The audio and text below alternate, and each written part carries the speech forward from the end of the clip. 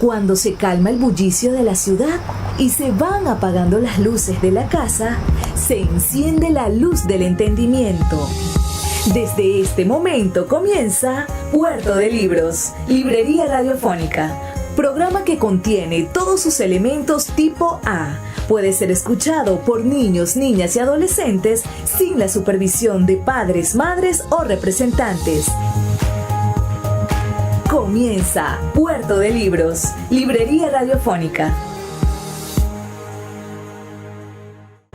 Bienvenidos a Puerto de Libros, Librería Radiofónica, este espacio que hacemos con tantísimo cariño para todos ustedes de lunes a viernes, de 9 a 10 de la noche o de 10 a 11 de la noche, dependiendo de la emisora en la que nos sintonices, pero toda a través de la Red Nacional de Emisoras Radio Fe y Alegría, 23 emisoras conectadas para llegar a sus hogares con buenos libros. Les habla Luis Peroso Cervantes, su servidor de cada noche, para traer temas interesantes, temas que transformen la realidad que estamos viviendo, porque solamente a través de la cultura, de la imaginación, del criterio, podemos convertirnos en entes transformadores de la realidad.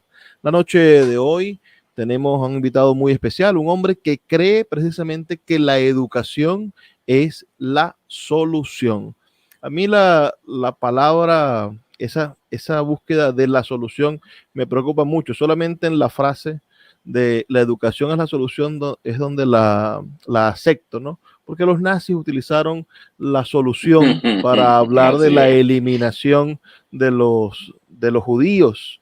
La solución era precisamente acabar con el pueblo judío que era la culpa ficticia de todos los males de esa Alemania empobrecida por la guerra, por la Primera Guerra Mundial. Pero cuando Antonio Ecarri, que es nuestro invitado de esta noche, dice la educación es la solución, bueno, cambia por completo y se convierte en una frase poética, se convierte en una frase inspiradora para este país que parece que le ha dado la espalda a sus educadores. Y hoy más que nunca con nuestros maestros, bueno, ganando un salario de miseria, y con nuestros profesionales viviendo una pesadilla. Bueno, parece que quienes gobiernan no tienen mucha educación. Pero podemos comenzar, Antonio, porque le dejo un saludo a la audiencia de Radio Fe y Alegría. Bueno, un saludo para todos, un saludo para los que nos escuchan. Les habla Antonio Ecarri desde Caracas. Un saludo para toda la Red Nacional de Fe y Alegría. Además, en especial a sus maestros, a toda la red de maestros de Fe y Alegría y a todos los que nos están escuchando, además que están conscientes que la única vía para transformar a Venezuela es a través de la educación. Entonces, por supuesto, nuestra palabra de respaldo a lo que ha venido proponiendo Fe y Alegría de la Alianza por la Educación, que es lo más importante. Un país sale adelante en la medida en que su pueblo está más educado, en que respetamos la dignidad del ser humano. Así que encantado de estar en esta librería espectacular, en esta librería sónica que nos regalas tú, Luis, para toda Venezuela. Mira, Antonio, nosotros, y para quienes nos escuchan, nosotros en el año 2021 tuvimos una entrevista donde hablamos un poco de tu vida, nos recorrimos por tu carrera en el pedagógico, tu búsqueda como educador, tu conocimiento de la historia, porque eres profesor de historia, donde hablamos un poco de tu comienzo en la política, de los intentos, los pininos en Proyecto Venezuela y el nacimiento de las Casas del Lápiz y finalmente de la Alianza del Lápiz, tu partido. Pero para los que quieran escucharlo, pueden buscarlo en mi canal de YouTube, la entrevista con Antonio Ecarri, pueden buscarlo en mi página web, en la página web de este programa, libreriaradio.org. Así que, como ya tenemos una entrevista biográfica, ya conocemos al personaje, hoy vamos a hablar de propuestas, es decir, de las propuestas que tiene la Alianza del Lápiz y que tiene Antonio Ecarri para el país, que son bastante polémicas. Yo creo que eres uno de los padres de los más la mentados. Política disruptiva en Venezuela. Antonio, quiero comenzar de frente preguntándote, ¿eres candidato a las elecciones presidenciales del 2024? ¿Vas a anotar tu nombre como candidato? Sí, definitivamente. Nosotros, más que llevar un nombre, porque además yo no tengo alma de ni quiero ser ex candidato ni adornar mi currículum como ex candidato. Quiero ser presidente de la República y comandante en jefe de la Fuerza Armada Nacional. Quiero encabezar un cambio seguro en Venezuela. Nos hemos dedicado a estudiar y con mucho detenimiento todos los procesos de cambio y de transición pacífica en el mundo. Partiendo de algo muy importante que decía Konrad Adenauer, que para reconstruir un país deberíamos de nuevo convocar a ese hombre que en una mulita cambió el mundo, que es el pensamiento cristiano. Y él llegó y dijo que sobre 3 bases fundamentales había que construir todo. 1, dignificar al ser humano, la dignidad del ser humano. Eso es importantísimo. 2, el libre albedrío. Y 3, el bien común. Y cuando tú ves esas 3 bases sólidas, pues tienes una palabrota encima que se llama educación. Ahora, los procesos de cambio, cuando no son con sufrimientos en el medio, cuando no son traumáticos, cuando no exponen a los más vulnerables, tienen que ser procesos de mucha madurez, mucha seriedad, mucha responsabilidad y de nuevo evoco una palabra cristiana, el perdón. Que el perdón no significa impunidad, que el perdón no significa ser débil, no. Juan Pablo II hablaba de la valentía del perdón, de la valentía de la paz. Para construir la paz es mucho más difícil que construir la guerra. Pues para la guerra, Luis, nos paramos en una esquina, nos insultamos y eso es muy fácil. Levantamos el fervor, esa sangre caliente que tenemos del Caribe venezolano y nos lanzamos a la guerra. Pero ¿dónde están los generales? En los cerros. Estos generales de la violencia están lejos allá en las cúspides. ¿Y quiénes son los que batallan? El pueblo. Mira, ¿Quiénes son los más vulnerables? Siempre me han parecido, a mí las guerras siempre me ha parecido un absurdo, sobre todo cuando uno tiene la razón. Los que invitan a la guerra son los que no tienen la razón. Puede pasar lo que pasó con la República Española, no me canso de decirlo. Cuando viene la República Española, ¿quiénes tenían la razón? Los republicanos, por supuesto. Un proceso de construir una república, por cierto, la segunda república en España fue el segundo intento, y lo pierden por valientes, lo pierden por enfrentarse a una guerra. Porque venció. ¿Sabes por qué pierden la guerra y por qué se pierde la república? Porque la república cayó en manos del extremismo. Quien estaba al frente de la presidencia del gobierno, que era un hombre de centro, tuvo que ceder a Largo Caballero, recuérdalo, ese era el apellido del más radical de los socialistas, porque el presidente Azcárate era un presidente muy débil, porque era de centro, y cuando estalló la guerra, ya un presidente de centro, entonces está de más. Hablemos de España. Hablemos de España. Mira, acabo de ver hace unos días, revisando para un programa documental de aquí, de Puerto de Libros, revisaba las frases de esa mentada encuentro iberoamericano donde el rey manda callar a Chávez. Y estaba intentando ver el contexto de cómo sucedía. Estaba hablando Rodríguez Zapatero. Era quien estaba hablando, socialista. Volvía al socialismo a tener poder después de Felipe.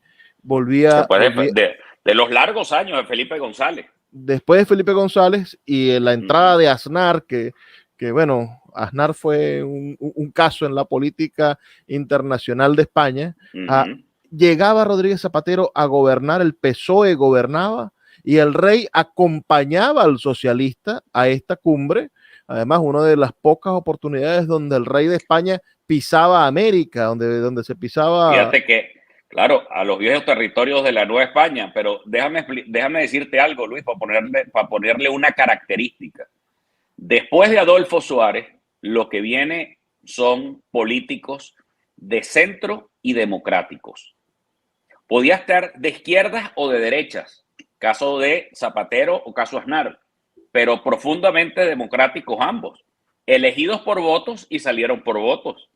Ninguno de ellos perseguidos. Que el conflicto era porque Chávez estaba atacando a Aznar, no dejaba de hablar, y Y Zapatero estaba defendiendo Bueno, al de derecha, estaba diciendo, mire, yo le pido respeto para Aznar, que fue electo por los españoles. Si no así estoy de es. acuerdo, nadie más distante de pensar como Aznar, pero yo le pido a Chávez y a que respeten al Bueno, compañero que fue electo por los españoles. porque fíjate que eso es lo que significa un jefe de Estado. Cuando tú eres jefe de Estado y eres jefe de un gobierno, que ahí hay dos diferencias claves. El rey de España es jefe de Estado y en ese momento el presidente Zapatero era el jefe del gobierno, que es diferente aquí. Aquí el jefe del Estado es el mismo jefe del gobierno, o nosotros no tenemos monarquía. Ahora, y no tenemos los rangos como en el caso de Alemania, donde hay un presidente de la República y hay un presidente de gobierno o primer ministro, ¿no? Entonces, en ese momento, ¿qué está pasando? Es una actitud y un comportamiento responsable y hispánico, es decir, defensa de su nación. Lo que pasa es que aquí se nos ha venido olvidando de hace muchos años y somos la consecuencia de una decadencia de instituciones, Luis. Eso no se nos puede olvidar. Chávez no es causa, Chávez es consecuencia. Porque en el año 98, Luis, no es que estábamos aquí en Suiza, ojo, estábamos muy mal ya y Chávez es consecuencia y la llegada de la revolución bolivariana es consecuencia de ¿qué? Bueno, consecuencia de unos partidos políticos que habían colapsado. Recientemente escuchaba una entrevista al expresidente Carlos Andrés Pérez, con quien tuve una amistad, siendo yo muy joven, personal con él. Y el presidente Carlos Andrés decía, Acción Democrática y COPEI van a tener que desaparecer porque hoy son el ejemplo de la decadencia. Pero no el pensamiento socialdemócrata ni el pensamiento demócrata cristiano, sino que es el pensamiento, ese pensamiento tienen que tener nuevas expresiones renovadas y que tengan conexión con la gente. A eso también hago una cita para hablar de historia, pero después ya vamos a hablar de futuro. No vayan a creer que esto nos vamos Luis y yo nos vamos a empeñar en dar una clase de historia hoy. Pero Betancourt decía lo mismo, decía que Acción Democrática había sido secuestrada prácticamente por una casta burocrática. Entonces, los venezolanos que vivimos la decadencia del sistema democrático que no se supo renovar a tiempo y eso hace que llegue Hugo Chávez al poder. Mira, Betancourt conspira para que no llegue al poder un educador, Luis Beltrán Pietro Figueroa. De eso podemos hablar, de cómo han bloqueado a los educadores y a la gente de la educación. Bueno. Bastante, pero vamos a hacer una pequeña pausa, Antonio. Parece que heredé eso, Luis. Vamos a hacer una pequeña pausa de 2 minutos. Y Arturo Buslar en el saboteo. Vamos a hacer una pausa de 2 minutos para escuchar los mensajes de Radio Fe y Alegría, disculpen, y ya volvemos con esta entrevista con Antonio Ecarry, líder nacional de la Alianza del Lápiz, un partido disruptivo en la política venezolana. Escuchas Puerto de Libros con el poeta Luis Peroso Cervantes. Síguenos en Twitter e Instagram como @Librería Radio. Seguimos en este programa con el político venezolano. Qué bueno que los educadores, que la gente preparada, que la gente con doctorados, con maestrías, puedan ser llamados políticos también, porque regularmente es un mote que se le da a una clase de baja ralea. Pero los hombres buenos deben dedicarse también a la política. Creo yo que esa frase manida que dice que la política es muy importante para dejársela a los políticos cada día es más real. Estamos hablando con Antonio Ecarry esta noche. Yo estoy preocupado, Antonio, por esta ley que acaba de aprobar la Asamblea Nacional, donde, bueno, van a recurrir a todos los miembros del gobierno interino, casi se podría decir, porque todo el que haya administrado algún tipo de dinero público, algún tipo de dinero de la nación en el extranjero sin permiso del gobierno de Nicolás Maduro, bueno, va a poder ser recurrido. Tu papá fue funcionario del gobierno interino. ¿Tú crees que lo vayan a perseguir? Bueno, ya está perseguido. Mi padre no puede entrar a Venezuela. Está en España. ¿Y los embajador bienes? Antonio Ecarry Bolívar. Bueno, la verdad que a mi pobre papá como profesor universitario creo que lo único que le pueden quitar es su casa. Pero la verdad, déjame decirte que ahí hay algo que hay que tener muy claro. Hay venezolanos pertenecientes a la vieja oposición. Yo quiero hacer un paréntesis primero. Yo he sido durante 24 largos años opositor a la revolución bolivariana. Nunca he creído en ello. Para que estemos claros de una vez. Pero es que tampoco me gusta la oposición. He sido muy crítico. Primero fui crítico internamente dentro de la oposición, hasta que descubrí que aquello es un chantaje y que hay que decir las cosas públicamente. La vieja oposición, Luis, se convirtió en Venezuela en una fábrica de decepciones. Corrupta, conflictiva y decepcionante. Esa vieja oposición manejó bienes del Estado. Ojo, no solo como funcionario, porque recuerdo en el caso, voy a hacer la aclaratoria, el caso de Humberto Calderón Berti, el caso de Gustavo Tarre Briceño, el caso de mi padre, Antonio Ecarry Bolívar, y en el caso de muchos otros venezolanos que prestaron su nombre para ser prácticamente unos defensores de la diáspora. Recuerda que Gustavo Tarre estaba en la OEA, el doctor Calderón Berti estaba en Bogotá, y el caso de mi padre en Madrid. Pero hubo unos funcionarios de los 4 partidos políticos de la vieja oposición venezolana, es decir, AD, Un Nuevo Tiempo, Primero Justicia y Voluntad Popular, que se repartieron activos, cuentas en dólares de Venezuela en el exterior. Eso es gravísimo. Eso es muy grave. Mira, yo que soy abogado te puedo hablar de la condición especial del sujeto activo de un delito. Si el gobierno lo hemos venido acusando de ladrones durante todo este tiempo y la corrupción terrible, y acabamos de ver este escándalo grotesco en PDVSA que hace que incluso se daña la economía nacional a tal punto de que no pueden ni siquiera subir salarios por la corrupción que ellos mismos ampararon, pues resulta ser que ahora quienes le dieron su voto a la oposición en el 2015, esos señores fueron a administrar unos bienes de Venezuela en el exterior y no hay manera que rindan cuentas. Además, que la empresa Monómeros en Colombia la dejaron en el esterero, esa vieja oposición. Es decir, yo soy de esa inmensa masa mayoritaria venezolana, Luis, que no me gusta ni esa vieja oposición, ni me gusta el gobierno Maduro. Ni me gusta el PSUV, ni me gusta la MUD. No me gustan. No me gustan porque tengo diferencias éticas, ideológicas, de ideas y de proyectos y de visión de futuro. Totalmente diferentes con esta gente. Yo creo que nosotros tenemos que ir sin vacilar a un cambio seguro donde la gente no sufra más, donde no hayan más traumas ni más fantasías tropicales. Esa fantasía tropical de que un día vamos a amanecer y como el 23 de enero Pérez Jiménez se montó en un avión y se fue y esto era... No, toda esa vaina terminó siendo una leyenda urbana. Mira, Luis, yo conozco por referencia a una de las hijas del general Pérez Jiménez y me he leído muchísimo la historia de Venezuela. Tú conoces que es una de mis grandes pasiones, leer la historia de Venezuela y la historia militar venezolana. Resulta ser que cuando Rómulo Betancourt asumió la presidencia de la República en el año 59, Rómulo Betancourt visitó el alto mando militar. Y era ministro de la Defensa el general Josué López Enríquez. ¿Qué hizo Betancourt? Ratificó no solamente al ministro de la Defensa, sino a todo el alto mando militar. Ese mismo alto mando militar que venía del perejimenismo. Ese mismo alto mando militar que le había dado y se le cuadraba a Pérez Jiménez y habían sido compañeros de promoción de Marcos Evangelista Pérez Jiménez. Pero ese es el mismo grupo que después se alzan armas también contra Betancourt, que le intentan dar un golpe de Estado después.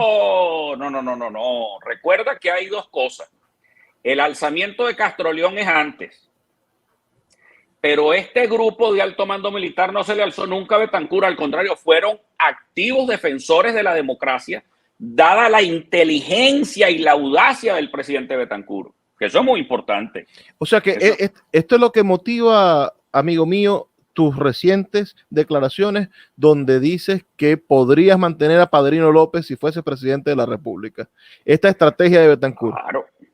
Claro, pero es que además no es solamente la estrategia de Betancourt. Es la estrategia de Alfonsín después de la Junta Militar. Es la estrategia de Aylwin después de la Junta Militar en Chile, de Pinochet en Chile. Es la estrategia que se da en Uruguay después de la Junta Militar que dio paso al presidente Sanguinetti. Los presidentes que vienen a hacer cambios y cambios seguros y no quieren que su pueblo sufra, tienen que tener la valentía de llamar a la paz y a la concordia con los que tienen. Ahora, ya va. Es que hay una cosa más delicada, Luis. ¿Quién va a ser el jefe del Plan República para las elecciones presidenciales? El ministro de la Defensa. Yo no dije que iba a ser padrino, o sea, yo dije, bueno, que el ministro de la Defensa que esté ahí se usa, además, y es costumbre, que el ministro de la Defensa sea ratificado mientras ese nuevo comandante en jefe de las Fuerzas Armadas puede estudiar a fondo la realidad militar. Yo hoy por hoy no puedo entrar a la base aérea Libertador en Palo Negro, no puedo entrar a la base Generalísimo Francisco de Miranda, no puedo entrar al Core 5, no puedo entrar a Fuerte Tiuna a hablar y hacer propaganda con los cadetes militares ni con los funcionarios militares. Entonces, es irresponsable estar hablando de cambios y de más traumas en una Fuerza Armada muy debilitada, con todos sus cuadros, mira, toda la familia militar venezolana que merece mi cariño y mi respeto. Lo primero que debo hacer es hablar responsablemente, Luis. Es decir, yo como comandante en jefe, primero tengo que hacer un diagnóstico a fondo de lo que está pasando en las Fuerzas Armadas para poder hacer los movimientos y cambios como comandante en jefe. Además, acompañado de una Asamblea Nacional que va a ser electa en el 25, que me pueda ayudar con la Comisión de Defensa a hacer un estudio. Pero eso tiene tiempo, eso hay que disponerle tiempo. Ahora, quien te venga aquí a tu programa o quien tú escuches diciendo que va a llegar, bueno, como se dice, cortando cabezas, eso es una gran irresponsabilidad. Porque claro, mira, yo necesito de la Fuerza Armada para poder estabilizar el país, porque si no me tumban, de que yo no tengo, yo de verdad no tengo ánimo de ser ni Carmona ni Guaidó. Eso lo pensaba también tu colega Rómulo Gallegos, pero fue su ministro fue Delgado Chalbó el que le arruinó el gobierno. Es decir, bueno, déjame decirte que hay una cita de Carlos Canache Mata, que una vez fue en medio del exilio y fue a tomarle la atención al presidente Gallegos, que parece que había tenido una crisis hipertensiva. Y cuando fue a hablarle de Delgado Chalbó, Gallegos le dijo que Delgado Chalbó había sido un preso de sus circunstancias. Es decir, siempre hay en la historia elementos, Luis, para un lado, para otro, pero no hay ningún elemento que te diga que cuando tú llegas a ser comandante en jefe de las Fuerzas Armadas, recuerda que Chávez ratificó a Raúl Salazar, que venía de Caldera. Ahora, imagínate, ¿cómo puedes hacer tus cambios bruscos en un alto mando militar en la situación que tenemos ahorita? Es que vamos a recibir un país y un Estado desmantelado. ¿Cómo le digo yo a la Fuerza Armada venezolana que voy a llegar cortando cabezas si yo no sé cuál es la cabeza buena o la mala? La Fuerza Armada Nacional, que hoy dice traidores, leales siempre, traidores nunca, posiblemente sea leal siempre a una Asamblea Nacional comandada por Jorge Rodríguez, sea leal siempre a un poder moral, bueno, dominado por Tarek William Saab, por ejemplo, que dirige el Consejo Moral Republicano, y atente esa fuerza, podría atentar contra la presidencia de la República cuando la presidencia intente imponer es donde está un poco el exabrupto de tu... Por eso, no, pero es que déjame explicarte, es que el problema no es exabrupto, es pensar lo contrario. Si tengo a la Asamblea Nacional, porque voy a llegar con una Asamblea Nacional que la eligieron gracias a la abstención torpe de la vieja oposición venezolana, y tenemos a Jorge Rodríguez, el presidente de la Asamblea, y tenemos al TSJ de Gladys Gutiérrez y a la fiscalía que tenemos y al contra... Bueno, ese es el escenario que te vas a encontrar. Eso no lo puede cambiar ningún candidato electo. Ninguno. Y el que se venga a poner aquí a decir eso, pues está planeando un golpe de Estado. Y con eso conmigo no cuenten. Entonces, lo que tenemos que hacer es tener el coraje de decir la verdad. Aquí te suelto una folconeada de Foucault, que decía, hay que tener el coraje de decir la verdad. Y la verdad de los hechos ciertos que uno maneja. Entonces, ¿cómo vamos a engañar a la gente? Vamos a decir que vamos a llegar con un látigo cuando tú no vas a poder hacer nada de eso. En 25 años lo que hemos recibido es embuste, que si con el paro petrolero sí va a caer, que si con el paro cívico sí se va a caer, que con las guarimbas se va a caer, que con esto, y han fracasado, y fracasaron con el gobierno interino, y fracasaron con el Carmonazo, y resultaron el mismo ridículo histórico.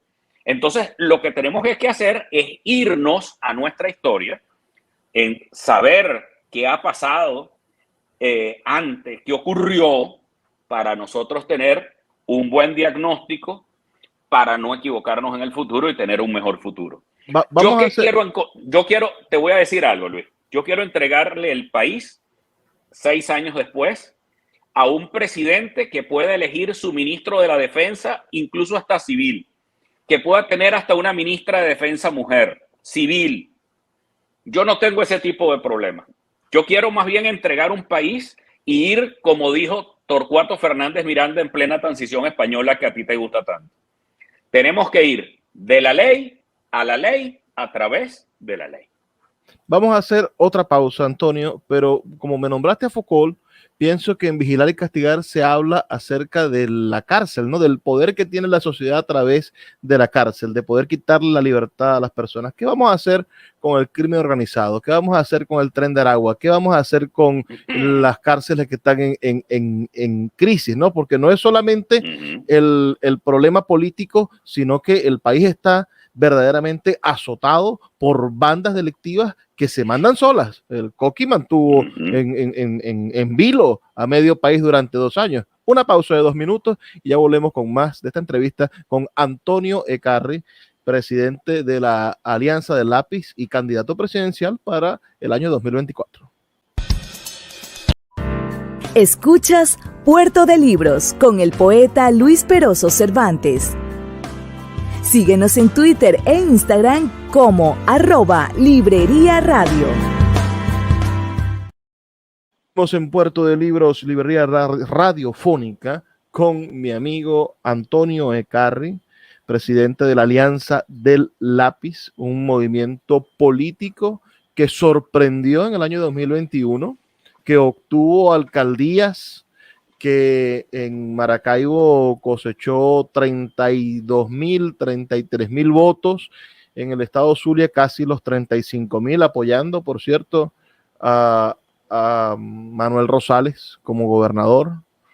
Esos votos sumaron a Manuel Rosales Guerrero, y que además en todo el país se convirtió en una pieza importante. Tenía como candidato a la alcaldía de Caracas a Antonio Ekarri, quien le demostró a Primero Justicia que la soberbia es el principal problema de la acción política nacional. En esa elección quedó derrotada no solamente la abstención, porque votó muchísima gente, sino que quedó derrotada la soberbia de ese partido amarillo que se abrogaba el liderazgo absoluto de la alcaldía Libertador. No solamente, ahí te corrijo, te hago simplemente un paréntesis, fueron los 4 partidos de la MUD que los duplicamos. Entonces, a quien duplicamos en votación, por cierto. Lo cierto es que allá en Zulia apoyamos a Juan Carlos Fernández, un gran líder a quien le tengo un especial aprecio.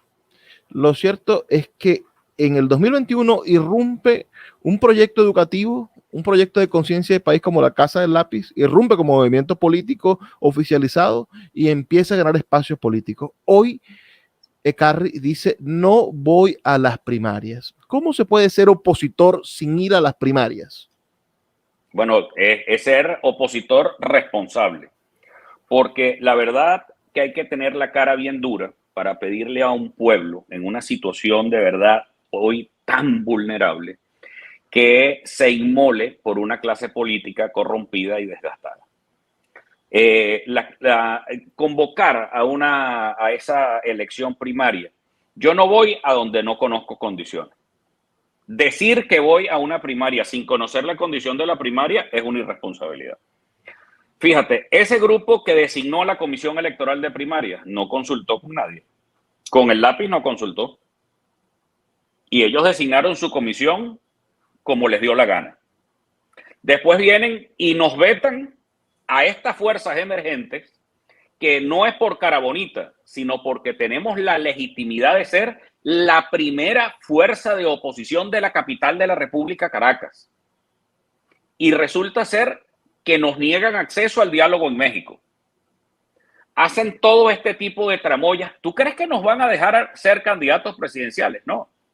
Fíjate, todavía a estas alturas, Luis, no se conoce cuáles van a ser las condiciones de la primaria. No se conoce. ¿Tú las conoces? No, yo no las conozco. Es decir, bueno, van a votar con captahuellas. Hay como 4 reglamentos que son como unas nebulosas de sentido. Son solamente formas, pero no hay nada de fondo.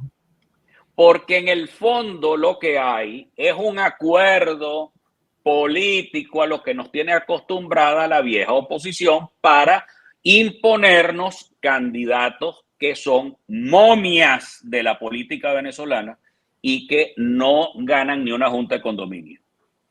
El problema es que lo que hay que hacer hoy, Luis, es crear un movimiento nacional amplio que llegue a las bases populares, los partidos, hacer una coalición de partidos hoy, entre 2, 3 partidos, 5 partidos, 10 partidos, eso no va a servir, porque Venezuela, la gran Venezuela, está formada más bien por dirigencia comunitaria, por grupos vecinales, por grupos culturales.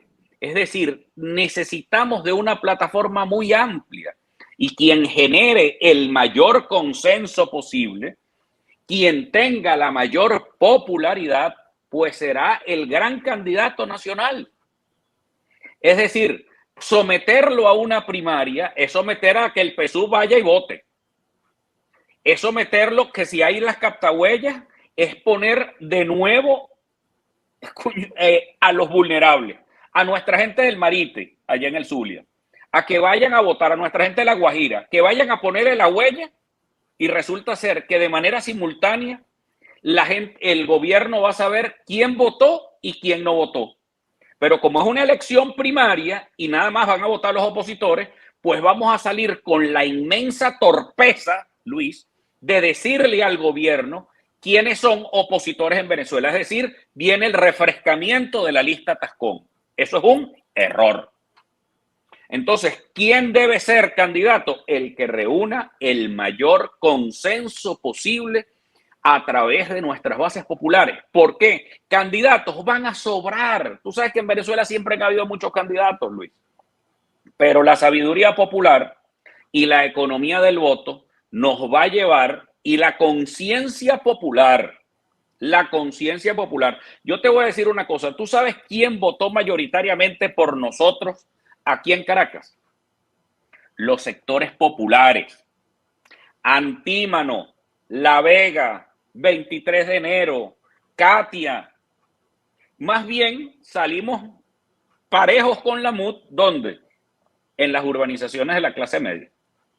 Es decir, que la conciencia que tiene el pueblo venezolano y nuestros sectores populares, campesinos y rurales, de la educación como la vía para transformar a Venezuela, de llevar un cambio seguro, un cambio sin traumas, claro, porque son las clases populares las que tienen que poner los muertos, las que tienen que poner los heridos en un conflicto. Sabroso es hablar, ¿sabes? Es verdad, yo te voy a decir claro y raspado, mis hijos no están aquí. Pues no están aquí por seguridad, claro. Pero yo voy a arriesgar entonces a los hijos, a mis hijos de Libertador, porque hoy recordando a Andrés Eloy, que cumple años de fallecido en aquel terrible accidente, decía, cuando tú tienes los hijos, en aquel poema bellísimo que tú conoces, Luis, los hijos infinitos. Cuando tú tienes un hijo, tienes todos los hijos del mundo. ¿Y qué quiero yo? ¿Que mis hijos mueran con un escudo de cartón? No.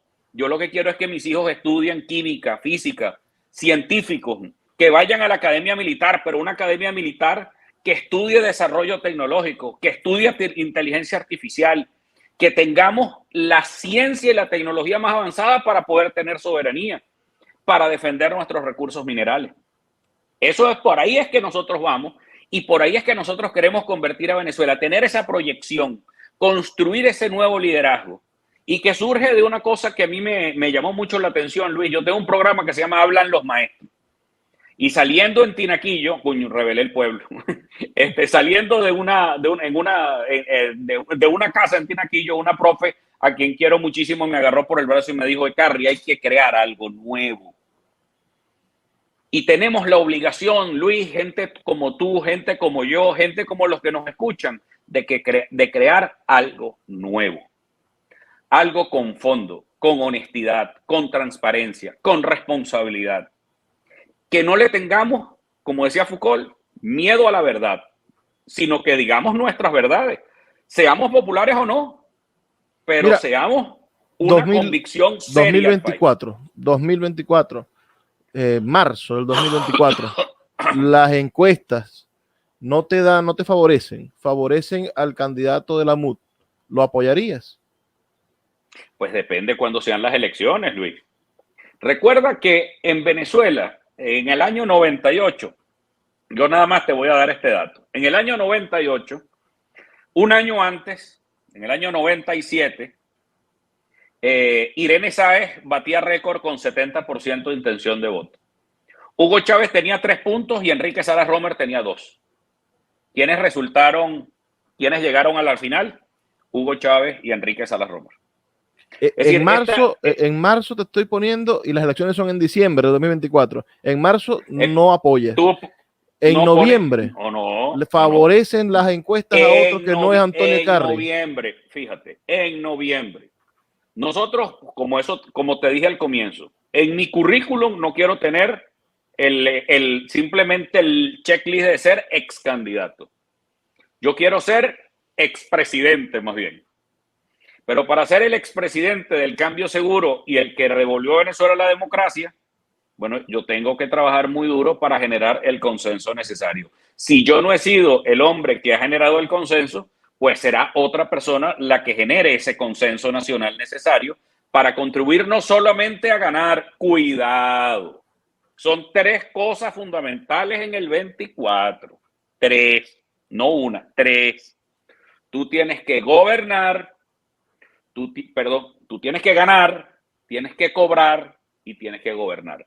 Las 3 cosas, esas 3 cosas son vitales. Tú tienes que ganar, sí, con mayoría popular. Yo sostengo que si no nos acompañan los sectores populares y no nos acompañan las clases rurales venezolanas, que son las que producen el pan de este país, estamos fregados. Segundo, tienes que cobrar. ¿A cobrar qué significa? Bueno, que nuestras clases populares están, presionando duro para que nos entreguen. Bueno, listo, cobramos, nos entregaron. Pero al día siguiente hay que gobernar. Y hay que gobernar en las condiciones que tú mismo me acabas de plantear. Con una Asamblea Nacional adversa, con unos poderes públicos adversos, con esa Fuerza Armada. Y es que eso es lo que yo he dicho en mis declaraciones, que le han causado estupor al babiequismo político. Cierra este segmento con un alivio, con una conciencia democrática de tu parte. Si en noviembre, faltando 2 o 3 semanas para la elección, Antonio se da cuenta de que hay otro candidato que tiene la mayoría en las encuestas y que puede ganar, la Alianza del Lápiz lo apoya. La Alianza del Lápiz. Y yo aspiro de eso, ojo, y te voy a decir, y aspiro que los demás hagan lo mismo, porque estamos acostumbrados a que los independientes, entonces es muy fácil decir que los independientes tienen que retirarse. Pero los de la vieja oposición venezolana no les gusta. No les gusta. Fíjate lo que hicieron en Táchira, lo que hicieron en Lara, lo que hicieron en Guárico, lo que hicieron en Caracas, lo que hicieron en Miranda, lo que hicieron en Anzoátegui. Y fíjate cómo se va, como te voy diciendo. Entonces esa pregunta también hay que reservársela para la vieja oposición cuando el cambio nuevo y seguro estemos arrollando en las elecciones del 2024. Una pausa de 2 minutos y ya volvemos con el último segmento de este programa. Escuchas Puerto de Libros con el poeta Luis Peroso Cervantes. Síguenos en Twitter e Instagram como @Librería Radio. Seguimos en Puerto de Libros, Librería Radiofónica, ya en nuestro último segmento. El primer presidente maestro fue Rómulo Gallegos. tuvimos la oportunidad de tener un segundo presidente maestro, Luis Bertrán Petro Figueroa. Arturo Uslar antes. Bueno, Arturo Uslar, En el economista, 63. pero él es economista de profesión. Abogado también.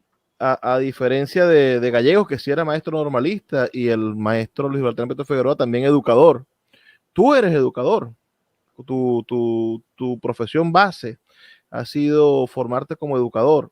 Entonces, ¿podría ser el siglo XXI el que tenga la oportunidad de tener un presidente maestro? Estamos hablando esta noche con Antonio Ecarry, quien es el presidente del partido Alianza del Lápiz y también desarrolla un proyecto hermosísimo llamado Las Casas del Lápiz para llevar un proyecto educativo de transformación de la sociedad. Comenzó como un movimiento civil y terminó, o no ha terminado, continúa siendo ahora una actividad de conciencia. Ha pasado, no ha cerrado las casas del lápiz, siguen funcionando, pero ha pasado ahora, esa es nuestro alma. Ha pasado ahora a un activismo, a una manera de hacer política disruptiva. Yo veo la política disruptiva como en dos extremos. En un extremo estás tú, bueno, con esta política enseñándole a la gente a pensar la ciudadanía. Me gusta muchísimo tu discurso. Y en el otro extremo estaba Paraqueima, que por cierto le han puesto un bozal. ¿Qué opinas tú de lo que le pasó a Ernesto Paraqueima? Bueno, primero, yo soy padre de mi hijo mayor, Antonio José. Bueno, está dentro del entorno del TEA, es decir, que ese comentario que hizo en su momento el alcalde Paraqueima a mí me dolió en el alma, siendo su amigo, porque yo soy amigo de Ernesto Paraqueima. Uno puede estar o no puede estar de acuerdo con las políticas o las extravagancias del alcalde Paraqueima, pero yo creo que ahí hubo un abuso de poder inmenso. Inmenso, Luis. Que a un alcalde lo metan de repente por decir un comentario, es decir, hubo una sobrerepresión y una venganza que parecía preparada más bien. Tú puedes decir un comentario y ser extravagante, pero que de repente te destituyan de la alcaldía, te monten en unos carros con unos perros, te pongan una bolsa en la cabeza y te destituyan de alcalde. Yo creo que eso eso no contribuye a la estabilidad democrática de un país. Yo siendo presidente, por supuesto, eso no pasaría. Primero porque hay que comenzar desde la presidencia de la República, como decía el maestro Gallego, convertirte en el gran maestro nacional. El presidente es el gran maestro nacional. Y por supuesto algo que no hemos dicho, que es que el maestro va a ser el gran protagonista de mi gobierno. Cuando llegó Hugo Chávez todos sabían lo que iba a pasar. Ahora cuando yo llegue también la gente va a saber qué va a pasar, que los maestros van a ser los profesionales mejores pagados y mejores tratados del gobierno nacional. Yo siento que los independientes están feneciendo en esta época.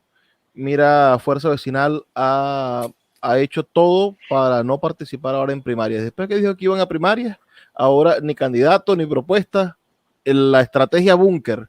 Se meten en sus alcaldías y dicen, bueno, que se mate la oposición, que pierda, que gane Maduro y nos vemos en el 2025 a ver si me vuelven a elegir. ¿Qué opinas de eso? El caso de Fuerza Vecinal es un caso, bueno, muy lamentable. Yo creo que mira, para estar en esto, no solamente debes tener madera de servidor público, porque hay políticos para todo. Así como hay médicos, pues hay médicos especialistas en traumatología, o hay profesores o maestros que se dedican a la educación inicial, otros que se dedican a la educación secundaria, otros que a la educación universitaria, otro al doctorado, etcétera, y ninguno pierde su valor. Lo que es que cada quien a su cada cual. Yo creo que hay una visión de Estado. En el caso de nosotros, de la Alianza del Lápiz, hemos siempre tenido una visión de Estado producto del legado de Arturo Uslar Pietri. Es decir, nacemos en razón de la Fundación Uslar Pietri, que fue un hombre que estaba dedicado fundamentalmente a tener una visión de país y que la expresaba esa visión de país a través de la literatura, a través de sus clases de economía o a través de su poesía, que también fue muy corta, pero sí la tuvo, como poemarios como Manoa, por ejemplo, o el caso de su literatura o en los ensayos, etcétera. Pero él tenía una visión de país muy clara. El caso de Betancur, que eran servidores públicos también, pero con una visión de Estado. Yo creo que hoy en día el gran reto en Venezuela, estamos en un proceso de muchísimos cambios, porque recuerda, Luis, que acabamos de pasar un cataclismo económico, político y social en Venezuela. El hecho de que se haya apagado la industria petrolera, no solamente por la pésima administración del gobierno durante todos estos años, sino además por las sanciones, es decir, por los dos, pues los dos culpables son los dos, hizo que Venezuela, que era un país inmensamente dependiente de la renta petrolera, que era lo que Arturo Uslar Pietri decía, señores, siembren el petróleo, y no lo sembramos y aquí estamos.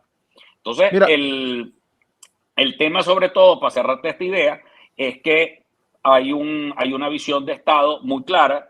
Caldera tenía una visión de Estado, Betancourt tenía una noción de Estado. Para mí, Chávez también tenía su concepto de Estado, equivocado, pero lo tenía.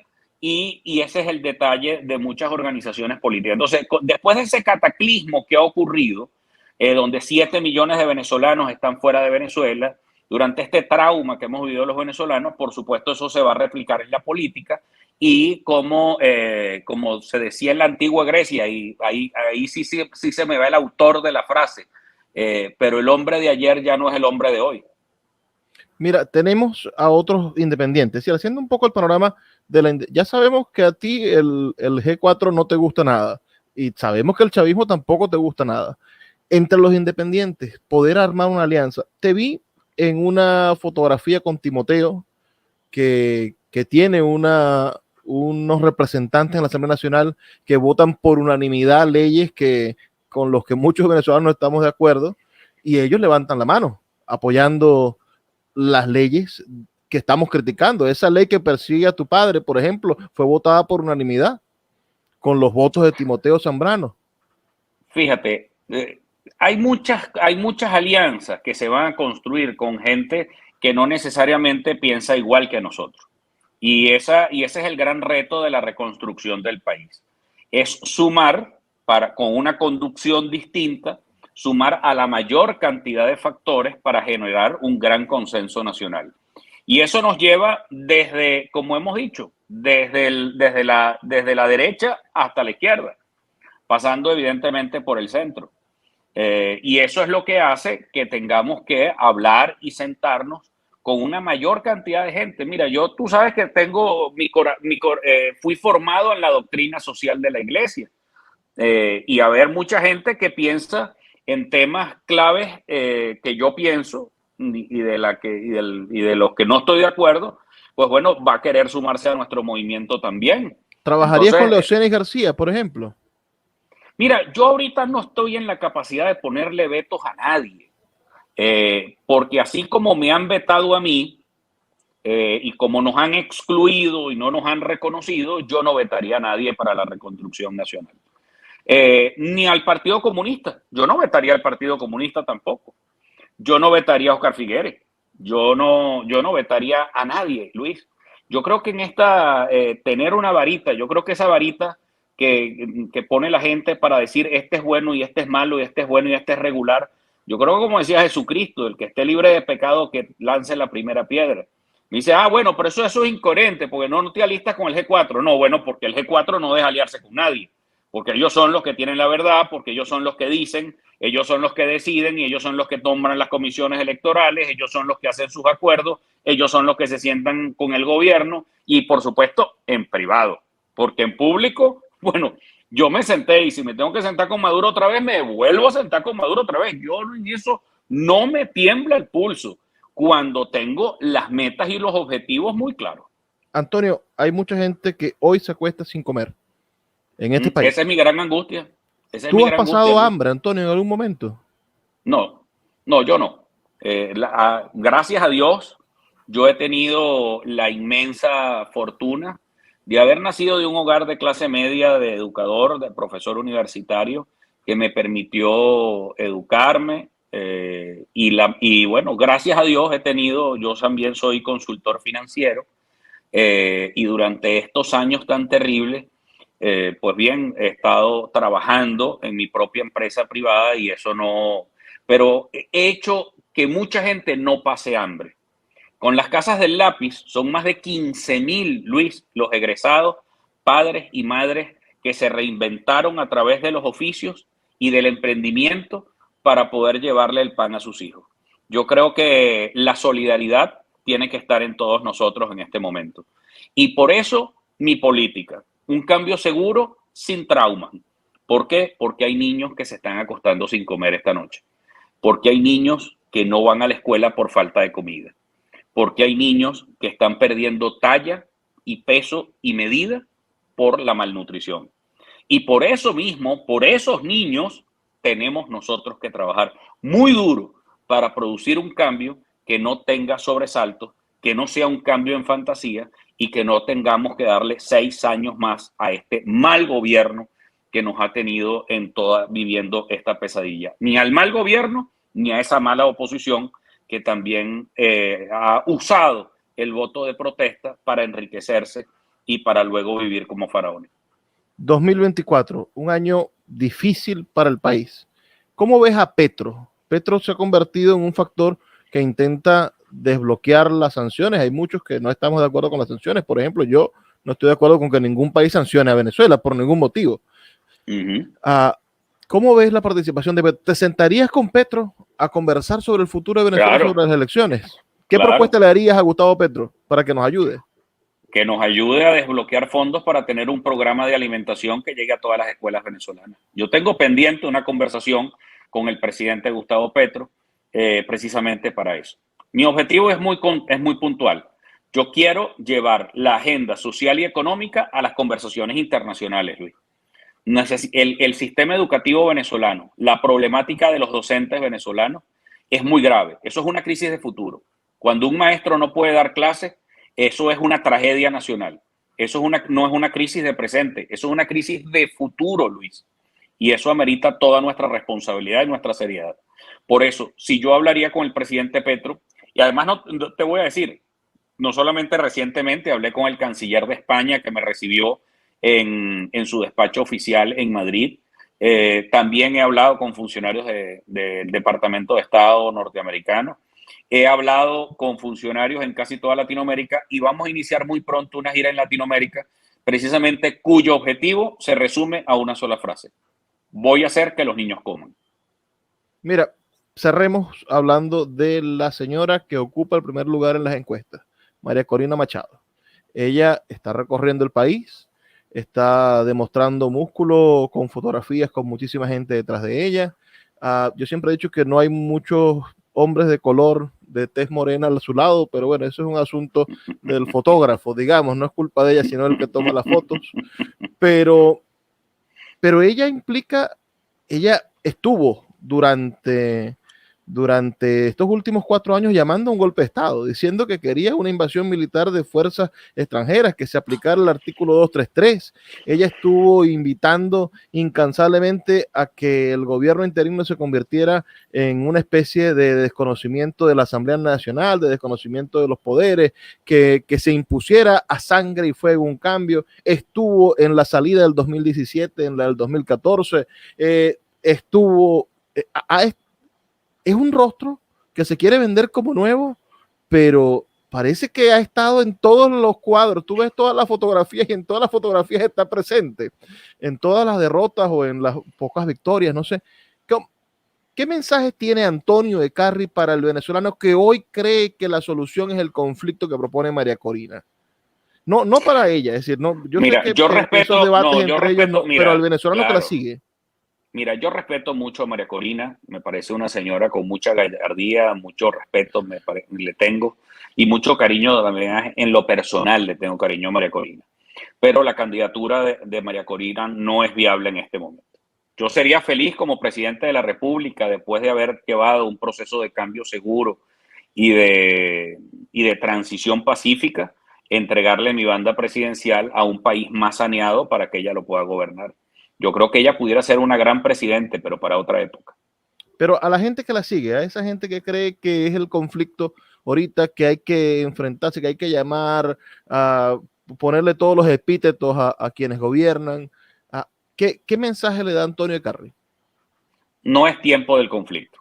Yo creo que ya hemos sufrido bastante y el conflicto no nos ha traído nada, sino ruina y pobreza. Así que es el momento de tener la valentía de luchar por un cambio pacífico y sin traumas. Y quiero que ese pueblo que es valiente no se haga simplemente preso de unos gritos de acera, sino que tengamos la firmeza y la responsabilidad generacional entre todos los que hoy estamos aquí, que nos ha tocado este momento histórico, sacar a Venezuela de este hueco y llevarlo a una etapa democrática, constitucional, de desarrollo, de innovación, de tecnología y de muchas cosas más. Creamos. Ya le hemos dado chance a los golpes muchas veces que han fracasado, a esas vías más bien altisonantes. Vamos a darle esta vez un chance a la educación. Ya es hora de despedirnos. No me gustaría irme sin que le des un mensaje a los jóvenes. 3 millones de jóvenes que no se han inscrito en el sistema electoral porque no creen en las elecciones. Por eso no se han ido a inscribir. ¿Qué mensaje le das a Luis Carri?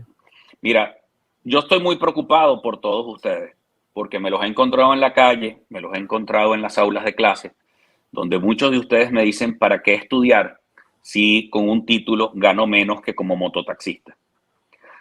A todos ustedes les digo, viene un siglo al que no hemos entrado los venezolanos de muchísimas adversidades si no estamos preparados para aprender en oficios, para aprender a aprender.